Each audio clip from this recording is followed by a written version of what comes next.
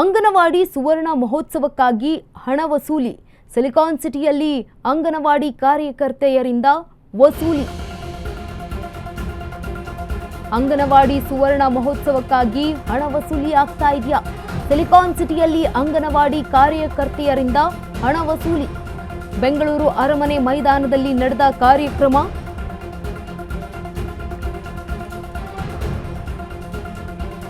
ಬಾಗಲಕೋಟೆಯ ಹುನಗುಂದ ಮತ್ತು ಬೀಳಗಿ ಸಿಡಿಪಿಒ ಕಚೇರಿ. ಸಿಡಿಪಿಒ ಅಧಿಕಾರಿ ವಿರುದ್ಧ 996 ರೂಪಾಯಿ ವಸೂಲಿ ಆರೋಪ ಈಗ ಕೇಳಿಬಂದಿದೆ. ಪ್ರತಿ ಅಂಗನವಾಡಿ ಕಾರ್ಯಕರ್ತೆಯರಿಂದ 996 ರೂಪಾಯಿ ವಸೂಲಿಯನ್ನ ಮಾಡಿದ್ದಾರೆ. ಅಂಗನವಾಡಿ ಕಾರ್ಯಕರ್ತೆಯರ ಹಣದಲ್ಲಿ ಬ್ಯಾನರ್ ವಿತರಣೆ. ಹಣ ವಾಪಸ್ ಕೊಡಿ ಅಂತ ಕೇಳ್ತಾ ಇದ್ದಾರೆ ಕಾರ್ಯಕರ್ತೆಯರು. ಯೂನಿಯನ್ ಹಣ ನೀಡಬೇಡಿ, ದುರುಪಯೋಗ ಮಾಡ್ತಾರೆ, ಏನಾದ್ರೂ ಗಿಫ್ಟ್ ನೀಡಲಿ, ಇಲ್ಲವೇ ಆ ಹಣ ವಾಪಸ್ ಕೊಡಲಿ. ಅಧಿಕಾರಿಗಳ ವಿರುದ್ಧ ಈಗ ಅಂಗನವಾಡಿ ಕಾರ್ಯಕರ್ತೆಯರ ಆಗ್ರಹ. ಅಧಿಕಾರಿಗಳ ಮೌನಕ್ಕೆ ಕಾರ್ಯಕರ್ತೆಯರು ಅಸಮಾಧಾನ ವ್ಯಕ್ತಪಡಿಸುತ್ತಿದ್ದಾರೆ. ಅಂಗನವಾಡಿ ಸುವರ್ಣ ಮಹೋತ್ಸವಕ್ಕಾಗಿ ಹಣ ವಸೂಲಿಯಾಗಿತ್ತ? ಸಿಲಿಕಾನ್ ಸಿಟಿಯಲ್ಲಿ ಅಂಗನವಾಡಿ ಕಾರ್ಯಕರ್ತೆಯರಿಂದ ವಸೂಲಿಯಾಗಿದೆ ಅಂತ ಹೇಳಲಾಗಿತ್ತು. ಬೆಂಗಳೂರು ಅರಮನೆ ಮೈದಾನದಲ್ಲಿ ನಡೆದಿದ್ದಂತಹ ಕಾರ್ಯಕ್ರಮ ಇದು.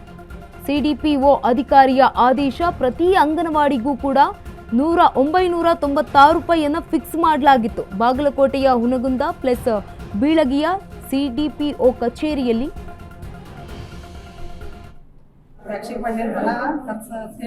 ಆಫೀಸಲ್ಲಿ ಕೊಟ್ಟಿದ್ದೀವಿ ಎಲ್ಲರೂ. ಅವ ಈಗ ಏನಾಗೈತೆ ಅಂದ್ರೆ ಅವರು ಸರ್ಕಾರದಿಂದ ನಮ್ಗೆ ಹಣ ಬೇಡ, ವಾಪಸ್ ವರ್ಕರ್ ಕೊಡ್ಬೇಕು ಅಂತೇಳಿ ಅವ್ರು ತಗೊಳ್ಳಿಲ್ಲ. ಆ ನಂತರ ಎಲ್ಲ ವರ್ಕರ್ಗಳು ನಾವು ವರ್ಕರ್ಗಳಿಗೆ ಕೊಡ್ಬೇಕು ಅಂತಂದ್ರೆ ಹಣ ಬೇಡ, ಕೊಟ್ಟರೆ ನಮ್ ಖರ್ಚಾಕವು, ಎಲ್ಲರೂ ಒಂದು ಸಾಮಾನ್ ತಂದು ಕೊಡ್ಬೇಕು ಅಂತೇಳಿ ನಾವು ಎಲ್ಲ ವರ್ಕರ್ಗಳು ಆಯಾ ತಾಲೂಕಿದು ಸರ್ಕಲ್ ಇಂದನ ಇಬ್ಬಿಬ್ರು ಅಂತೀನು ಕೂಡಿ ನಾವ್ ಹೇಳ್ಬೇಕಂತ ಹೇಳಿ ಇನ್ನೂ ಮೀಟಿಂಗ್ ಕರೆದಿಲ್ಲ. ಸಿಡಿಪಿ ಅವ್ರಿಗೆ ಮಾತಾಡಿದ್ದೈತಿ. ಈಗ ನಮಗ್ ಸಾಮಾನ್ ಕೊಡ್ಸ್ರಿ ಅಂತ, ಇಲ್ಲಂದ್ರ ಅವ್ರ ಅಕೌಂಟ್ ಅವ್ರ ದುಡ್ಡು ಹಾಕ್ರಿ, ಇನ್ನೇನು ಕೊಡ್ಬೇಡ್ರಿ, ದುರ್ಬಳಕೆ ಆಕತಿ. ಇನ್ನೇನಕ ಇನ್ನೇನಕ್ಕೂ ಅಲ್ಲಿ ಮುಟ್ತೈತೋ ಇಲ್ಲ ನಮಗ್ ಗೊತ್ತಿಲ್ಲ. ಇನ್ನೇನಕ ನಮ್ ಪೇಮೆಂಟ್ದಾಗ ಹಣ ಕೊಡ್ತೀವಿ ನಾವು.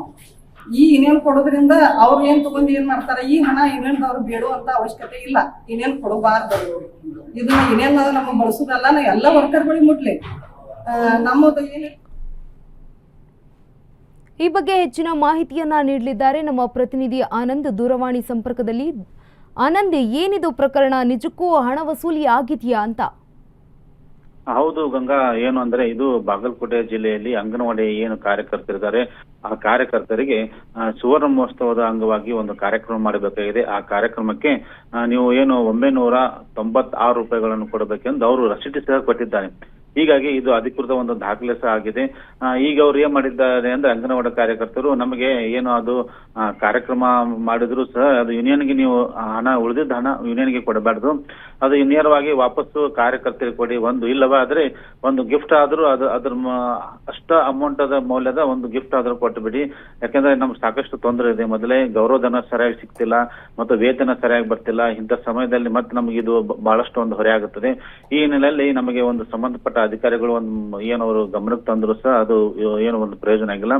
ಈಗ ಅವರು ಏನು ರಾಜ್ಯ ಮಟ್ಟದ ನಾಯಕರಿಗೆ ಅಥವಾ ಈ ಅವರದೇ ಆದಂತಹ ಒಂದು ಸಂಘಟನೆ ಇದೆ, ಆ ಸಂಘಟನೆ ಮೂಲಕ ಇವರೊಂದು ಒತ್ತಾಯ ಮಾಡಿದ್ದಾರೆ. ಈಗ ಅದ ನಂತರ ಅದು ಏನು ಈ ಬಗ್ಗೆ ಮಹಿಳಾ ಮತ್ತು ಮಕ್ಕಳ ಕಲ್ಯಾಣ ಅಧಿಕಾರಿಗಳು ಸಹ ಒಂದು ಸರಿಯಾಗಿ ಮಾಹಿತಿ ಇಲ್ಲ. ಜೊತೆಗೆ ಹಿರಿಯ ಅಧಿಕಾರಿಗಳು ಸಂಬಂಧಪಟ್ಟ ಗಮನಕ್ಕೆ ಇಲ್ಲದು ಸಹ ಈ ತರ ಒಂದು ಆಗ್ತಾ ಇದೆ ಅಂತ ಒಂದು ಮಾಹಿತಿ ಇದೆ. ಈ ಬಗ್ಗೆ ಅವರು ತನಿಖೆ ನಡೆಸಿದ ನಂತರ ಒಂದು ಸಮಗ್ರ ಮಾಹಿತಿ ಬರಲಿದೆ. ಮತ್ತೆ ಅವರು ವಾಪಸ್ ಏನು ಈಗ ಕಾರ್ಯಕರ್ತರಿಗೆ ಅಕೌಂಟ್ ಹಾಕ್ತಾ ಇದ್ದಾರೋ ಅಥವಾ ಬೇರೆ ಮೂಲಗಳಿಂದ ಅವರಿಗೆ ಕ್ಯಾಶ್ ಕೊಡ್ತಾವ್ರ ಎಂಬುದು ಒಂದೀಗ ಚರ್ಚೆಯ ವಿಷಯ ಆಗಿದೆ. ಆದ್ರೂ ಆನಂದ್, ಈಗ ಕಾರ್ಯಕರ್ತೆಯರ ಮಾತುಗಳನ್ನ ಕೇಳಿಸ್ಕೊಂಡಾಗ ಸಿಡಿಪಿಒ ಅಧಿಕಾರಿಗಳು ಅಷ್ಟೊಂದು ಭ್ರಷ್ಟರಾಗಿದ್ದಾರಾ ಅಂತ ಬಾಗಲಕೋಟೆಯಲ್ಲಿ?